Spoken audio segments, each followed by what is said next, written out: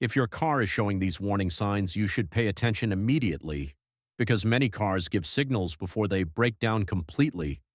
Sign number 1, strange noises. If you hear knocking, ticking, squealing, or grinding sounds, something may be wrong. These sounds can come from the engine, brakes, or belts.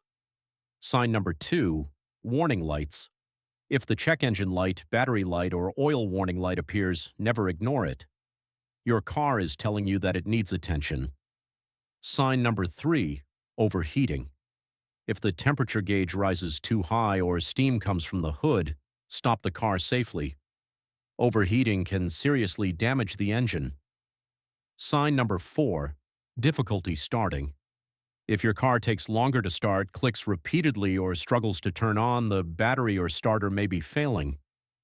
Sign number 5, loss of power.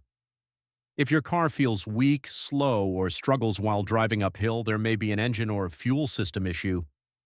Sign number 6, smoke. Blue, white, or black smoke from the exhaust can be a warning sign of serious problems.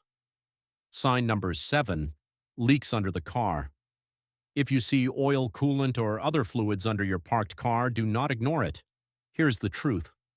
Cars usually do not break down suddenly. They warn you first.